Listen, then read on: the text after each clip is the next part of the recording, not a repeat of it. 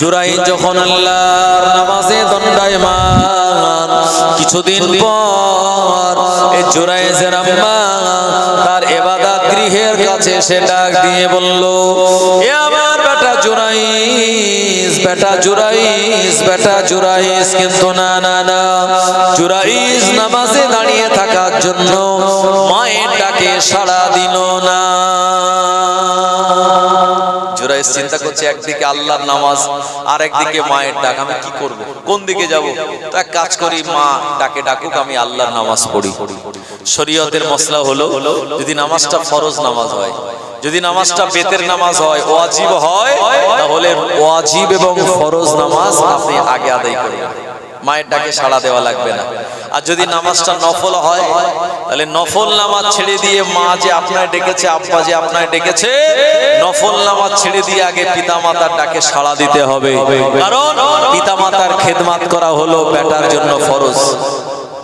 জওয়ানেরা, যুবকেরা, ও নবীর উম্মতেরা, জুরাইযের মা মন খারাপ করে চলে গেল। আমি আমার বেটাকে এতবার ডাক দিলাম, আমার বেটা আমার কথা শুনলো না। দ্বিতীয় দিন আবার একদিন জুরাইযের আম্মা জুরাইযের ইবাদত গৃহের কাছে এসে ডাক দিয়ে বললেন, এ আমার বেটা জুরাইয, জুরাইয, জুরাইয। ডাক দেওয়ার পরে জুরাইয তখনও বাবা আল্লাহর নামাজে দাঁড়িয়ে রয়েছে। মনে মনে চিন্তা করলো, একদিকে আল্লাহর নামাজ আর একদিকে আমার আম্মা জানের ডাক, মায়ের ডাকে সাড়া না দিয়ে জুরাইয আল্লাহ তাআলার নামাজের ভিতরেই মগ্ন থাকলো। দ্বিতীয় দিনও মা মন খারাপ করে চলে গেল, আমার বেটাকে এতবার ডাকলাম, বেটা সাড়া দিল না। ও জওয়ানেরা, যুবকেরা, নবীর উম্মতেরা, তৃতীয় দিন আবার জুরাইযের আম্মা জুরাইযের ইবাদত গৃহের কাছে সে ডাক দেয়, এ আমার বেটা জুরাইয, এ আমার বেটা জুরাইয। জুরাইয সেই দিনও আল্লাহর নামাজে দাঁড়িয়ে মা এতবার ডাক দিল, মায়ের ডাকে জুরাইয কিন্তু সাড়া দিল না। তৃতীয় দিন যখন মা বেটার আওয়াজ পেল না, মা আল্লাহর কাছে বরদোয়া করে বলল, আল্লাহ, আমার বেটার সঙ্গে কোন দেহ ব্যবসা করা, পতিতাবৃত্তি করা বেশ্যা মহিলার সঙ্গে যতক্ষণ আমার বেটার দর্শন না হবে, দেখা না হবে, আমার বেটার যেন মরণ না হয়। জুরাইয ওই মহিলার প্রেমে পড়ল না, মহিলার প্রেমের ফাঁদে পা দিল না। ও মহিলা অনেক চেষ্টা করে জুরাইযকে তার নিজের দিকে আকর্ষিত করাতে পারল না। ও জওয়ানেরা, যুবকেরা, কিন্তু মহিলা হাল ছাড়ল না। ওই মহিলা এমন করে দেখা গেল একটা সময় গর্ভবতী হয়ে পড়ল। ওই মহিলা 10 মাস পর সন্তান যখন প্রসব করলো, এলাকার মানুষেরা জিজ্ঞাসা করে বলে, হে মহিলা, তোমার সঙ্গে তো কোনো পুরুষের বিবাহ হয় নাই, তোমার সন্তান ভূমিষ্ঠ হলো, সন্তানের জন্ম দিলে এ সন্তানের পিতাকে। এলাকার মানুষের কথার জবাব শুনে এই মহিলাটা জবাব দিয়ে বলল, আমার বেটার পিতা হলো কওমে বনি ইসরাইলের আবেদ বান্দা জুরাইয। জোর রাস্তার হক কি? আল্লাহ নবী বললেন, রাস্তার 1 নম্বর হক হলো, যদি কোন মানুষ সালাম দেয় ওই সালামের জবাব দেওয়া। দ্বিতীয় নম্বর রাস্তার হক হলো, কোন ব্যক্তি যদি আপনার কাছে কোন জায়গার লোকেশন জানতে চায়, কোন গ্রামের নাম কোন দিকে, কোন এই গ্রামটা কোন দিকে, এটা জানার জন্য যদি আপনাকে জিজ্ঞাসা করে, আপনি যেহেতু রাস্তার উপরে বসেছেন বা দাঁড়িয়ে রয়েছেন, আপনার দায়িত্ব হলো ওই ব্যক্তির লোকেশন, ওই গ্রামের জায়গাটা, রাস্তাটা দেখিয়ে দেওয়া। আপনি ধরুন বসে আছেন কোথায়? মারাকপুরে বা বদরের রাস্তার উপরে আপনি চায়ের দোকানে এক পায়ের উপরে আর এক পা দিয়ে আপনি এক গ্লাসে করে চা খাচ্ছেন। কেউ এসে দাঁড়িয়ে বলছে, ভাই আমি একটুখানি সোনাকে নিয়ে যাব, বা আমি একটুখানি আপনার আবাদে যাব, রাস্তাটা কোন দিকে? আপনি কিন্তু রাস্তাটা তাকে দেখিয়ে দেবেন, এটা আপনার দায়িত্ব। কারণ রাস্তায় যখন বসেছে না, এটা আপনার হক, এই সঠিক জায়গাটা, সঠিক রাস্তাটা বলে দেওয়া। আল্লাহ নবী বললেন, রাস্তার উপরে বসলে 3 নম্বর হক হলো, এ রাস্তায় যদি কোনো কষ্টদায়ক বস্তু থাকে, ওই কষ্টদায়ক বস্তুগুলি সরিয়ে দেওয়া। কলার খোসা পড়ে আছে, আতলা একটা ইট পড়ে আছে, কিংবা কাঁটা পড়ে আছে, ও জওয়ানেরা, যুবকেরা, এটা নয় আপনি পাশ কাটিয়ে বেরিয়ে চলে যাবেন। আপনার আমার দায়িত্ব হলো রাস্তা থেকে কষ্টদায়ক বস্তুটা সরিয়ে দেওয়া। আল্লাহ নবী শুনিয়ে দিলেন, আল ঈমানু বিদওয়া সাবুনা শুবাতা, ঈমানের 70টার বেশি শাখা পোশাকা রয়েছে।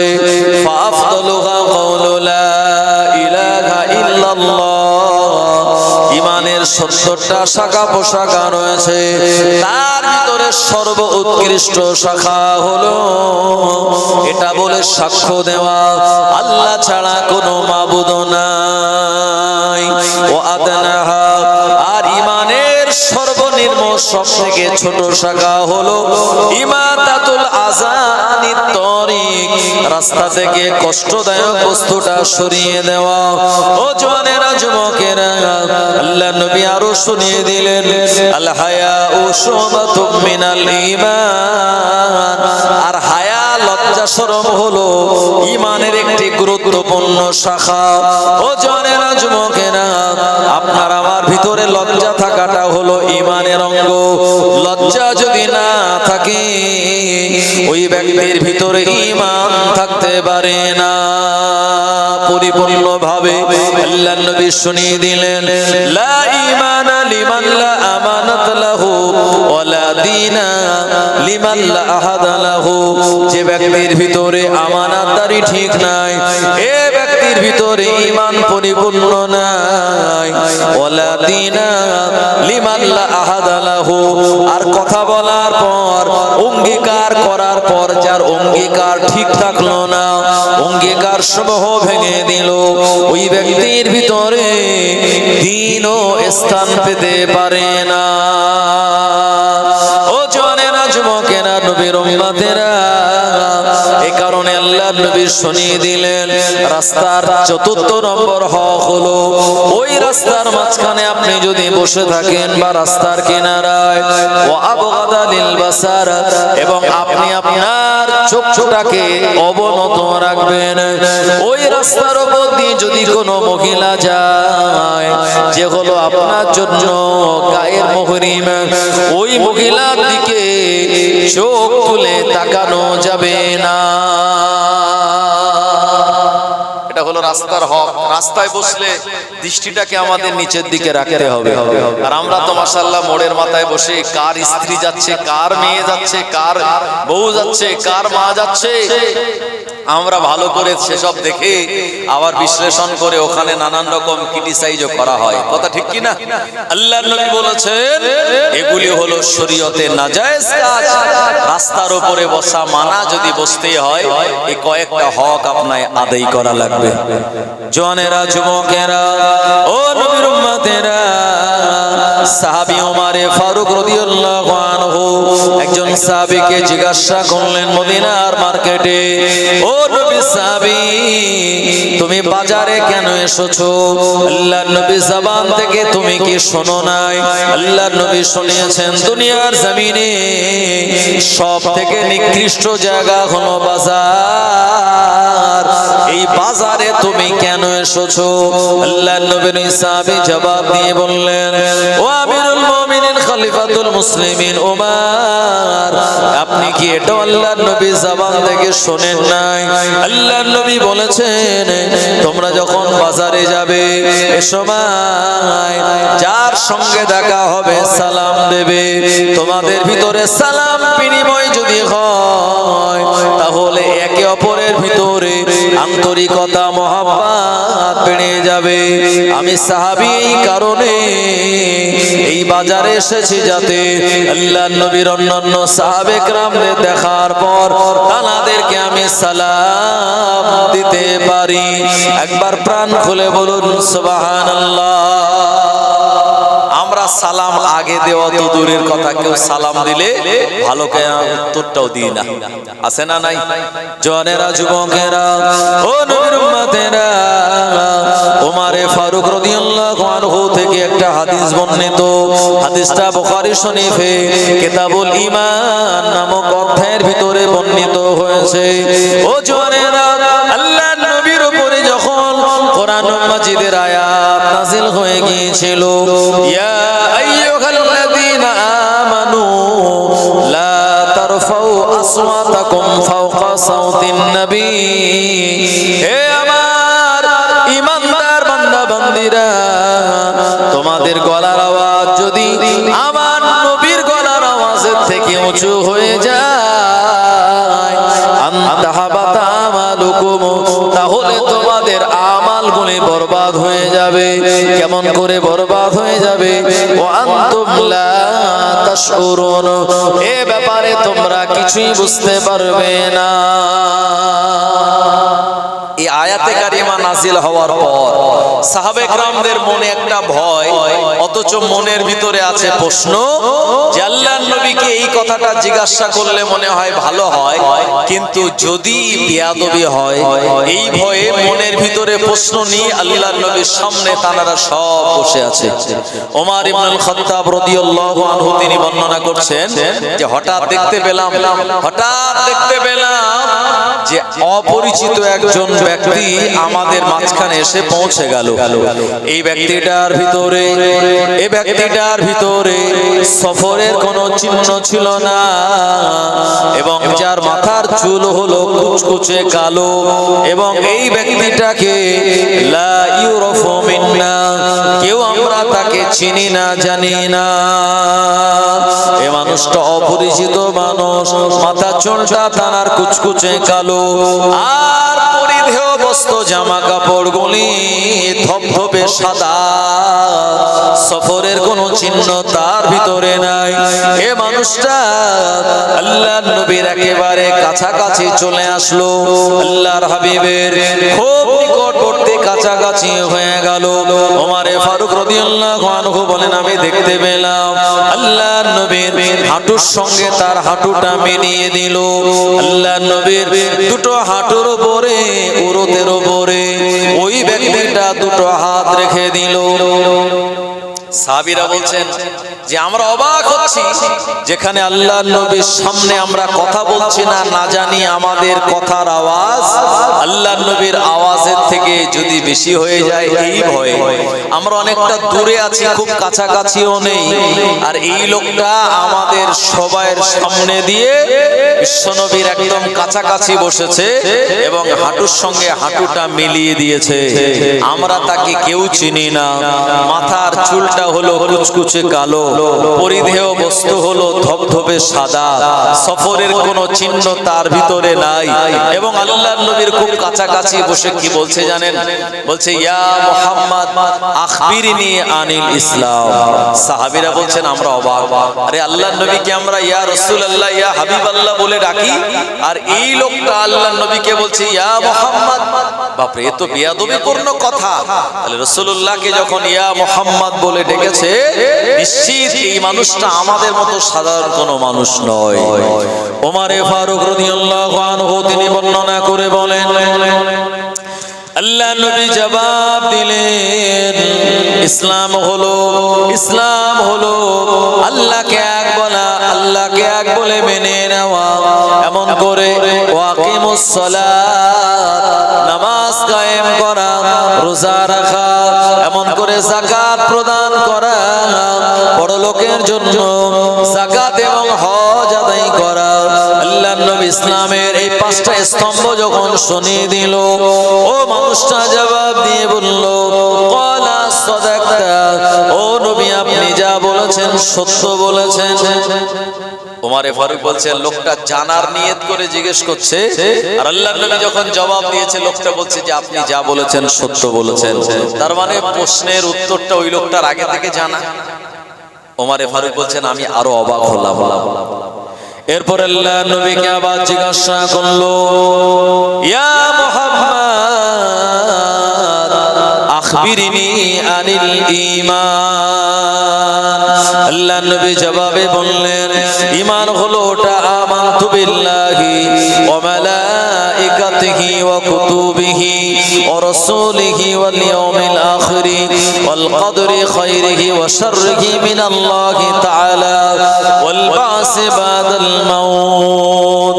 ফেরেশতাদের প্রতি ঈমান আনা, এমন করে আসমানি গ্রহদের উপর ঈমান আনা, তাকদীরের ভালো মন্দের উপরে বিশ্বাস করা, কিয়ামতের দিন আল্লাহ আমার আবাদেরকে আবাদ তুলবেন, পুনরায় আবাদ তুলবেন, ওয়াল বাসি বাদাল মাউত, এটার উপরে বিশ্বাস রাখার নাম হলো ঈমান। আল্লাহর নবী যখন জবাব দিয়ে দিল, ওই মানুষটা বলেছিল, ইয়া মুহাম্মদ ক্বালা সাদাকতা, ও নবী আপনি যা বলেছেন তা সত্য বলেছেন। জোরে বলুন সুবহানাল্লাহ। ওমরে ফারুক বলছেন আমরা দেখছি যে লোকটার কাণ্ড কি, রাসূলুল্লাহর হাঁটুর সঙ্গে হাঁটু মিলিয়ে দিয়েছে, উরুতের উপরে হাত রেখে দিয়েছে, আর আল্লাহর নবীর এত কাছাকাছি গিয়ে প্রশ্ন করছে, আর যেখানে আমরা অনেক দূরে আছি প্রশ্ন করার কোনো সাহস পাই না। ওই লোকটা আবার বলল 3 নম্বর প্রশ্ন করে, ইয়া মুহাম্মদ সাল্লাল্লাহু আলাইহি ওয়াসাল্লাম আখবিরনি আনিল ইহসান। হে মুহাম্মদ আপনি আমাকে ইহসান সম্পর্কে বলুন। আল্লাহর নবী ইহসান সম্পর্কে জবাব দিলেন, আনতা বুদাল্লাহা কান্নাকা তারাহু ফাইন লাম তাকুন তারাহু ফাইন্নাহু ইয়ারাক। ইহসান হলো ওটা বান্দা বান্দিরা যখন আল্লাহ তাআলার নামাজে দাঁড়িয়ে যাবে, ওই বান্দা মনে করবে আমি আমার আল্লাহ পাককে দেখতে পাচ্ছি, কিন্তু না না না, এ দুনিয়া জমিন থেকে আমার আল্লাহকে দেখা সম্ভব নয়। ওই বান্দা তখন মনে করবে আমার আল্লাহ তিনি আমায় দেখছেন। এটা মনে করে নামাজ পড়ার নাম হলো ইহসান। আল্লাহর নবী যখনই জবাব দিলেন, ও মানুষটা বলল ক্বালা সাদাকতা, ও নবী আপনি যা বলেছেন তা সত্য বলেছেন। ওমরে ফারুক রাদিয়াল্লাহু আনহু তিনি বলছেন আমরা আরো অবাক হলাম। পরিশেষে লোকটা 4র্থ নম্বর প্রশ্ন করে বলছে, ইয়া মুহাম্মদ আখবিরনি আনিস সাআহ, আপনি আমায় কিয়ামত সম্পর্কে অবহিত করুন, কিয়ামত সম্পর্কে আপনি আমায় জানান। আল্লাহর নবী জবাব দিয়েছিলেন, কিয়ামত সম্পর্কে আমার থেকে প্রশ্নকারী বেশি জানে। কে জানে? আল্লাহ নবী বলেন আমাকে যে প্রশ্ন করছে কিয়ামত সম্পর্কে আমার থেকে সে বেশি জানে। জওয়ানেরা, যুবকেরা, ও নবীর উম্মতেরা, কিয়ামতের দিন কেমন হবে আমার আল্লাহ শরিয়েছেন, ইয়াউমা ইয়াকুমুর রূহু ওয়াল মালাইকাতু সাফফান লা ইয়াতাকাল্লামুনা ইল্লা মান আজিনা লাহুর রহমানু ওয়া ক্বালা সাওয়াবা। কিয়ামতের দিন আল্লাহ ফেরেশতাদিগকে, মানব মণ্ডলীকে এক কাতারে দাঁড় করিয়ে দেবেন।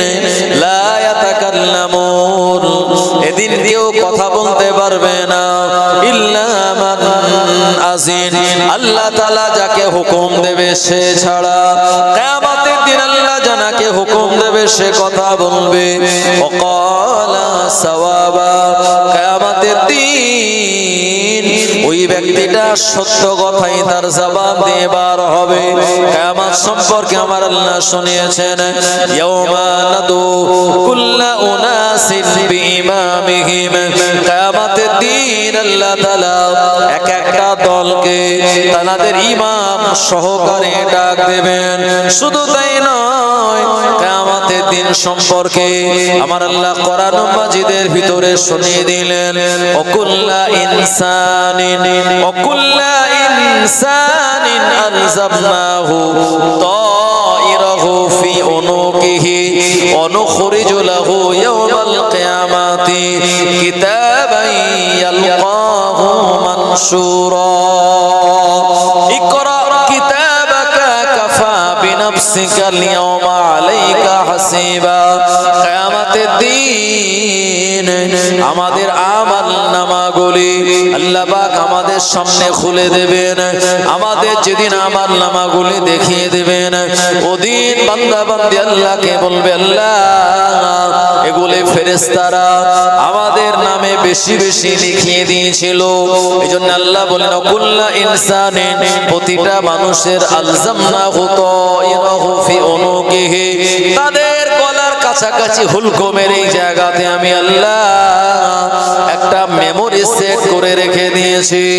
কিয়ামতের মহা ময়দানে বান্দা যখন আমল নামাগুলি থেকে অস্বীকার করবে, আল্লাহ পাক সেদিন বান্দা বান্দীদের ওই মেমোরি কার্ড হুলকমের জায়গা থেকে ওপেন করে দিয়ে বান্দা বান্দীকে বলবেন, ইকরা কিতাবাকা কাফা বিনাফসিকাল ইয়াওমা আলাইকা হাসিবা।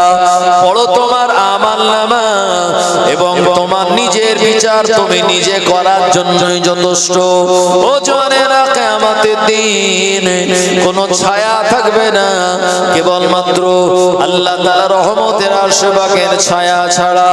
কিয়ামতের দিন সব নবীরা নফসি নফসি নফসি নফসি করবে, একমাত্র কিয়ামতবাসীরা এক জায়গা থেকে আওয়াজ পাবে, এক জায়গা থেকে আসআলুকা উম্মতি আসআলুকা উম্মতি আইনা উম্মতি ইয়া। এই আওয়াজ তারা শুনতে পাবে। কিয়ামতের দিন মানুষেরা ওই দিকে যখন তাকাবে দেখতে পাবে এই আওয়াজ অন্য কোন জায়গা থেকে নয়, এই আওয়াজ আসে আল্লাহর নবী, দয়ার নবী, মায়ার নবী মুহাম্মদুর রাসূলুল্লাহ সাল্লাল্লাহু আলাইহি ওয়াসাল্লামের কাছ থেকে। একবার জোরে বলুন সুবহানাল্লাহ। কিয়ামতের দিন সব নবীরা নফসি নফসি করবে, শুধুমাত্র আমাদের নবী বলবেন, আসআলুকা উম্মতি আইনা উম্মতি ইয়া রাব্বি হাবলি উম্মতি, আমার উম্মতকে চাই আল্লাহ, আমার উম্মত কোথায়, আমার উম্মতের উপায় কি হবে। সে কিয়ামতের দিন কেমন হবে? আল্লাহ নবী বলছেন, আমাকে যে প্রশ্ন করেছে আমার থেকে কিয়ামতের ব্যাপারে সে বেশি জানে। তখন ওই ব্যক্তিটা, কোন ব্যক্তিটা? যার পরিধেয় বস্ত্র ধবধবে সাদা, মাথার চুল যার কুচকুচে কালো, সফরের কোনো চিহ্ন যার ভিতরে নাই, এই লোকটা বলছে যে আল্লাহর হাবিব সাল্লাল্লাহু আলাইহি ওয়াসাল্লামকে ওই লোকটা বলছে কি, যে হুজুর আপনি কিয়ামতের তাহলে কিছু আলামত বলুন, কিয়ামতের কিছু চিহ্ন আপনি আমায় বলুন। আল্লাহ নবী বললেন, কিয়ামতের এক নম্বর আলামত হলো, কিয়ামতের এক নম্বর আলামত হলো ও জামানায় বকরির রাখালেরা যাদের পা খালি থাকবে, পরনার জুতা থাকবে না, আর পরিধেয় বস্তু তেমন সুন্নতি থাকবে না, এরা বিরাট বড় বড় বিল্ডিং অট্টালিকা তৈরি করার জন্য নিজেদের ভিতরে কম্পিটিশন করবে, প্রতিযোগিতা করবে। এটা হলো কিয়ামতের আলামত। যাদের পায়ে জুতো থাকবে না, জুতো মানে জুতো থাকবে কিন্তু সেটা সুন্নতি জুতো নয়, তাদের পরনার কাপড় থাকবে কিন্তু সেই পরনার কাপড় সুন্নতি থাকবে না, শরীয়ত বিরোধী কাপড় থাকবে। আজকে হচ্ছে কি হয় না? আপনি দুবাই চলে যান, দুবাইতে বিরাট বড় বড় বিল্ডিং, আপনি যখন এরোপ্লেনে উঠবেন, যারা হজে গিয়েছে তারা জানে, তো এরোপ্লেন থেকে আপনি নিচের দিকে তাকালে জানালা দিয়ে এই পৃথিবীর উপরে সাদা মেঘ ছাড়া আর কিছু দেখা যাবে না। দুবাই সরকার এবং দুবাই জনগণ বড় বড় কোম্পানি এত বিরাট বড় বড় বিল্ডিং বাড়িয়েছে, সেই বিল্ডিং এর চূড়াগুলি মাথাগুলি মেঘের ওপর পর্যন্ত পৌঁছে গেছে। কি বুঝলেন? তো এরা বিরাট বড় বড় বিল্ডিং তৈরি করার জন্য প্রতিযোগিতা করছে। তাদের পরনের কাপড় দেখুন, দুবাইতে আপনি যাবেন, সেখানে তারা একটা অ্যারোবিয়ান ড্রেস পরে, তাই না? এরকম লাল একটা ওড়না, তার উপরে মাথায় একটা কালো এরকম বেল্ট পরে, আর তারা যে পাঞ্জাবি গুলো পরে খুব লম্বা লম্বা, যেটা পায়ের গিটের নিচেই চলে যায়। আল্লাহ নবী বলেছেন, তোমরা তোমাদের লুঙ্গি, তোমাদের জামা, তোমাদের পায়জামা গাটের নিচে দিও না। অহংকার বশত কেউ যদি গাটের নিচে তার লুঙ্গি পায়জামাটা পরে, কিয়ামতের দিন আল্লাহ পাক রহমতের নজরে তার দিকে তাকাবে না। দুবাইতে আজকে সিনেমা হল চালু হয়েছে। দুবাইতে আজকে আপনার বিভিন্ন রকম যেগুলি ইসলাম বিরোধী সেই রকম কাজ কারবার সেখানে শুরু হয়েছে। মেয়েরা তারা নাচানাচি করছে বারে। এরপরে দুবাইতে যারা বিরাট টাকাওয়ালা পয়সাওয়ালা মালিক, তারা কিন্তু এই মোতা বিবাহ শরীয়ত যেটা নাজায়েজ করেছে আজও তারা চালু রেখে দিয়েছে। শুধু তাই নয়, এরা বিরাট বড় বড় এত বড় পাঞ্জাবি পরিয়েছে যে পাঞ্জাবিটা আপনার তাদের পায়ের জুতো দেখা যায় না, সব মাটিতে ঝাড়ু দিচ্ছে। এটা হলো শরীয়ত বিরোধী কাজ। আপনি পাঞ্জাবি পরবেন হাঁটুর নিচে আর ঘাটের ওপরে থাকবে, এই নয়, সেটা একেবারে পায়ের নিচে চলে যাবে। এটা মহিলাদের জন্য শাড়ি পরা জায়েজ ঘাটের নিচে, আর ছেলেদের জন্য এটি হলো নাজায়েজ, হারাম। জওয়ানেরা, যুবকেরা, আল্লাহ নবী বললেন কিয়ামতের আলামত হলো এমন করে বকরি রাখালেরা, এরা বিরাট বড় বড় বিল্ডিং অট্টালিকা তৈরি করার জন্য নিজেদের ভিতরে প্রতিযোগিতা করবে। কিয়ামতের 2 নম্বর আলামত হলো দাসী তার মনিবকে প্রসব করবে। তার মানে বোঝা গেল, দাসী তার মনিবকে প্রসব করবে, মানে মায়ের পেট থেকে যে সন্তান দুনিয়ায় বার হবে, এই সন্তানটা পরবর্তীতে মায়ের মনিব হবে, আর মা ওই সন্তানের চাকর হয়ে যাবে। আজকে হচ্ছে কি হয় না? আল্লাহ নবী বললেন পিতামাতার সঙ্গে আখিরি জামানায় চাকর বাকরের মতো ব্যবহার করা হবে। মাকে বলা হবে এটা করো ওটা করো, মাকে বলা হবে আমার এই কাজটা করে দেওয়া লাগবে, না হলে আমার বাড়ি থাকা যাবে না, আমি তোমায় ভাত দেব না। ও মুসলমান ভাইরা আমার, আল্লাহ নবী বললেন দাসী তার মনিবকে প্রসব করবে, মানে আপন মায়ের সঙ্গে বেটা দাসীর মতো আচরণ করবে। এটা হলো কিয়ামতের অন্যতম আলামত। কথা ঠিক বলেছেন না ভুল বলেছেন? আল্লাহর হাবিব যা বলেছেন আজকের যুগের সঙ্গে মিল হয় কি হয় না? হয়। ভাই ও বাবা জীবনেরা, কওমে বনি ইসরাইল একজন লোক ছিল, লোকটার নাম হলো জুরাইজ। কি নাম বললাম? জুরাইজ। কওমে বনি ইসরাইলের জুরাইজ নামক ব্যক্তিটা নিজের এলাকা ছেড়ে, নিজের বাসস্থান ছেড়ে একটুখানি দূরে এক জায়গায় গিয়ে একটা জঙ্গলের পাশে একটা ফাঁকা জায়গাতে ওখানে একটা মাটির ঘর বানিয়েছে। ছিটে বেড়া দিয়ে কিছু গাছের ডালপালা দিয়ে একটা মাটির ঘর বানিয়েছে। কেন? বাড়িতে নানান রকম সমস্যা, ইবাদত বান্দেগি করতে অসুবিধা হয়, ওখানে একটা মাটির ঘর বানিয়ে ওই জায়গাতে ওই জুরাইজ সে তখন ইবাদত বান্দেগি করে। জুরাইজ যখন আল্লাহর নামাজে দণ্ডায়মান, কিছুদিন পর এই জুরাইজের আম্মা তার ইবাদত গৃহের কাছে সে ডাক দিয়ে বলল, এ আমার বেটা জুরাইজ, বেটা জুরাইজ, বেটা জুরাইজ। কিন্তু না না না, জুরাইজ নামাজে দাঁড়িয়ে থাকার জন্য মায়ের ডাকে সাড়া দিল না। জুরাইজ চিন্তা করছে, একদিকে আল্লাহর নামাজ আর একদিকে মায়ের ডাক, আমি কি করব, কোন দিকে যাব? তা কাজ করি, মা ডাকে ডাকুক, আমি আল্লাহর নামাজ পড়ি।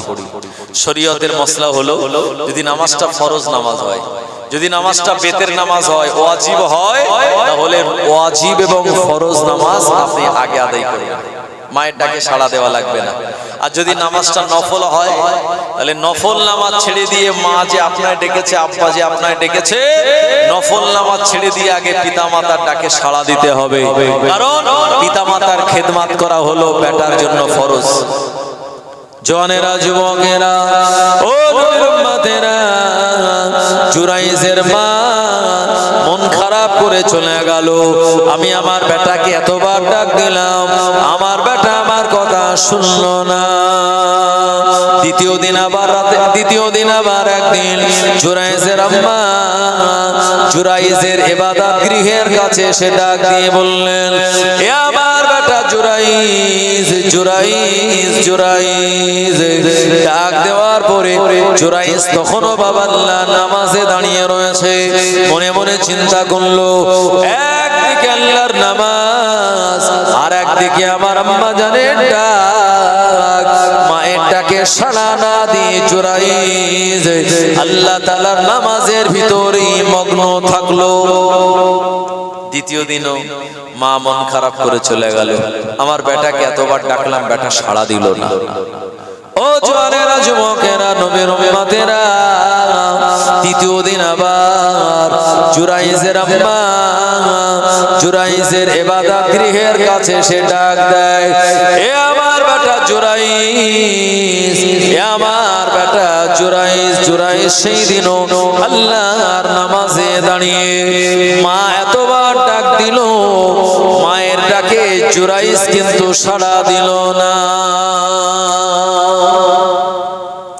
তৃতীয় দিন যখন মা বেটার আওয়াজ পেল না, মা আল্লাহর কাছে বরদোয়া করে বলল, আল্লাহ, আমার বেটার সঙ্গে কোনো দেহ ব্যবসা করা, পতিতাবৃত্তি করা বেশ্যা মহিলার সঙ্গে যতক্ষণ আমার বেটার দর্শন না হবে, দেখা না হবে, আমার বেটার যেন মরণ না হয়। আরে আমরা হুজুররা দোয়া করব, দোয়া কবুল হতেও পারে, নাও পারে, কোনো গ্যারান্টি নাই। আর মা বাপ দোয়া করবে, কবুল হবে 100% গ্যারান্টি আছে না নাই? মা তো जन्नत का फूल है, प्यार करना आपका उसूल है, दुनिया का हार मोहब्बत फजूल है, माँ बाप को हार दो अल्लाह के दरबार में कबूल है, और माँ को नाराज करना इंसान तेरी भूल है, और माँ की कदम की मिट्टी जन्नत का धूल है। जोरे बोलो, একটু জোরে হবে না ভাই আমার? জুরাইজের মা অসন্তুষ্ট হয়ে বরদোয়া করে গেল, আল্লাহ, কোন দেহ ব্যবসা করা মহিলার মুখ আমার বেটা না দেখা পর্যন্ত আমার বেটার যেন মরণ না হয়। মা বরদোয়া করে চলে গেছে। এরপরে জুরাইজের বাড়ি, ওই তার ইবাদত গৃহে একজন রাখাল যাতায়াত করত। রাখাল মানে যে ছাগল বকরিগুলি চড়ায়, এরকম একটা রাখাল যাতায়াত করে। ভাই আমার, আমাদের ইন্ডিয়া থেকে, বাংলাদেশ থেকে যত মানুষ সৌদিতে, দুবাইতে কাজের জন্য যায়, যারা দালাল, তারা বলে চলো তোমাদের হোটেলে রান্নার কাজ দেব, ড্রাইভিং এর কাজ দেব, এ কাজ দেব, সে কাজ দেব, ভালো ভালো কাজের কথা বলে। আর ওখানে গিয়ে পাসপোর্ট ভিসা সব কেড়ে নিয়ে ওই বকরি আর উটের দড়ি ধরিয়ে দেয়, বলে যাও, চলে যাও। আর সেখানে গিয়ে ফাঁকা মরুভূমির ময়দানে উট আর বকরিগুলি চড়াও, তারপরে তোমার মাসের শেষে মাইনে দেওয়া হবে। এই কঠিন ঠান্ডায় শীতে মরুভূমির ময়দানে আমাদের ভারত বাংলাদেশের জওয়ান যুবকেরা সেখানে গিয়ে ওই ভেড়ার সঙ্গে, উটের সঙ্গে তারা রাতের বেলা শুয়ে থাকে। কথা ঠিক কিনা? মাঝে মাঝে সোশ্যাল মিডিয়ায় দেখা যায়। ভাই আমার, এখন এরকম একটা রাখাল রাতের বেলা জুরাইজের ঘরের পাশে ঘুমাতো, আর এদিকে জুরাইজ সারা রাত আল্লাহর ইবাদত করত। আর একজন সুন্দরী মহিলা, যে মহিলাটা দেহ ব্যবসা করে, সেই জুরাইজের ঘরের কাছে গিয়ে তাকে আকর্ষণ করানোর চেষ্টা করে। আল্লাহর বান্দা জুরাইজ ওই মহিলার প্রেমে পড়ল না, মহিলার প্রেমের ফাঁদে পা দিল না। ও মহিলা অনেক চেষ্টা করে জুরাইজকে তার নিজের দিকে আকর্ষিত করাতে পারল না। ও জওয়ানেরা, যুবকেরা, কিন্তু মহিলা হাল ছাড়ল না। ওই মহিলা এমন করে দেখা গেল একটা সময় গর্ভবতী হয়ে পড়ল। ওই মহিলা 10 মাস পর সন্তান যখন প্রসব করলো, এলাকার মানুষেরা জিজ্ঞাসা করে বলে, হে মহিলা, তোমার সঙ্গে তো কোনো পুরুষের বিবাহ হয় নাই, তোমার সন্তান ভূমিষ্ঠ হলো, সন্তানের জন্ম দিলে এ সন্তানের পিতাকে? এলাকার মানুষের কথার জবাব শুনে এই মহিলাটা জবাব দিয়ে বলল, আমার বেটার পিতা হলো কওমে বনি ইসরাইলের আবেদ বান্দা জুরাইজ। এই জুরাইজের নাম করে দিয়েছে। জুরাইজ কি করে? আল্লাহর ইবাদত করে, আলাদা একটা ঘর বানিয়ে। ভাই এলাকার লোক যেই শুনলো যে জুরাইজের দ্বারা এরকম একটা কাজ হয়েছে, জেনা করেছে, ব্যভিচার করেছে, ভাই কোন যত বড়ই হুজুর হোক না কেন, হুজুরের বিরুদ্ধে যদি এরকম কেলে মোটে, এলাকার লোক ছাড়বে বলে মনে হয়? সঙ্গে সঙ্গে এলাকার লোক গিয়ে জুরাইজের ঘর সে একেবারে ভেঙে চুরে চুরমার করে দিয়েছে। তারে টানতে টানতে ঘরের বাইরে বার করেছে। এই জুরাইজ, সারা রাত সারা দিন ইবাদত করো, আমরা মনে করি তুমি এত আল্লাহর ভালো বান্দা, তোমার ভিতরে এই সর্বনাশ। একেবারে জুরাইজ কথা বলার আগে জনগণ তারে উত্তম মাধ্যম দিয়ে দিয়েছে।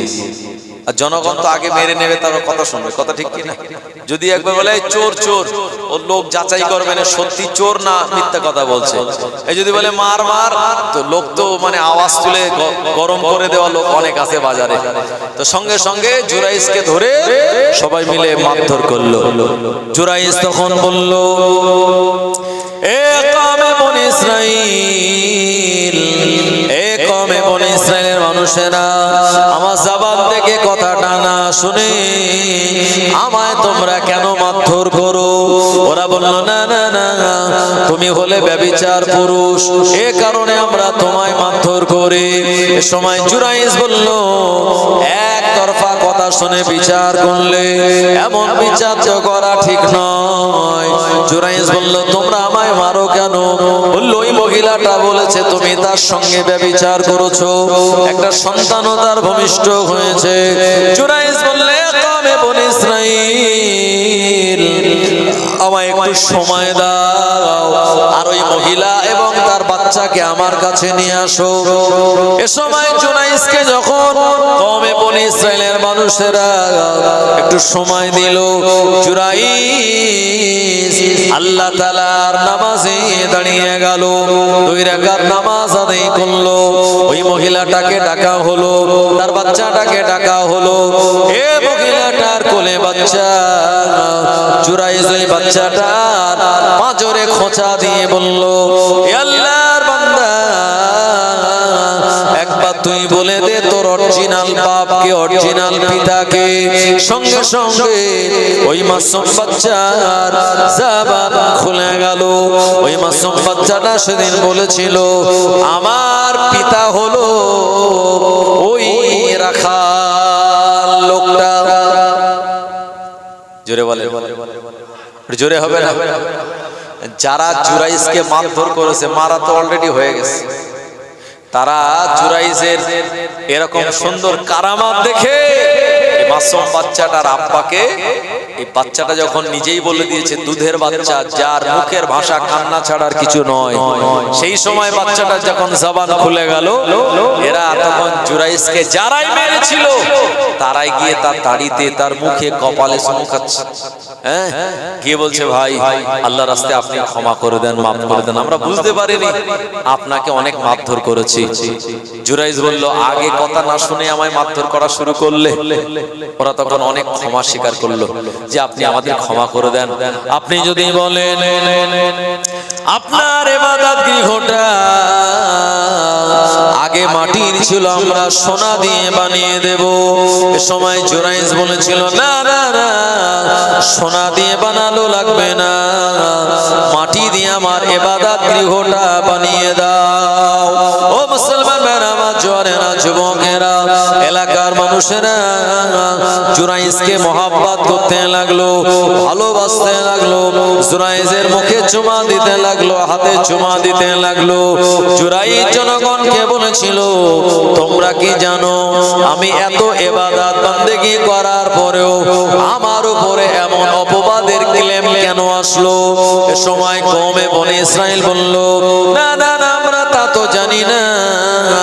এ এ সময় জুরাইজ বলেছিল, আমি আমার ইবাদত গৃহে যখন নামাজ আদায় করতেছিলাম, আমার মা একদিন এসে ডাক দিল।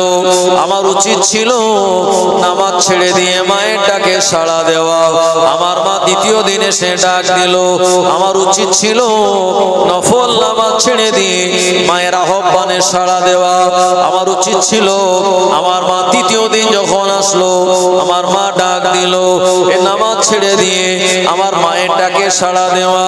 না না না, নামাজে আমি দাঁড়িয়েছিলাম বলে আমার মায়ের ডাকে সাড়া দিই না বলে আমার মা আমার জন্য বরদোয়া করে বলেছিল, ও রব্বুল আলামিন আল্লাহ, আমার বেটা জুরাইজের কাছে তিনবার আসলাম, ডাক দিলাম, আমার কথায় জবাব দিল না।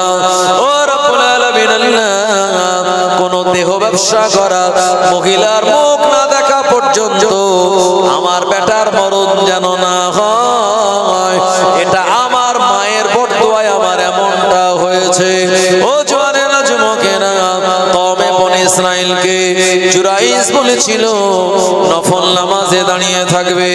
মা যদি তোমার ডাক দেয়, নামাজ ছেড়ে দিয়ে মায়ের আহ্বানে সাড়া দিলে আমার আল্লাহ রাজি খুশি হয়ে যাবেন। আল্লাহুম্মা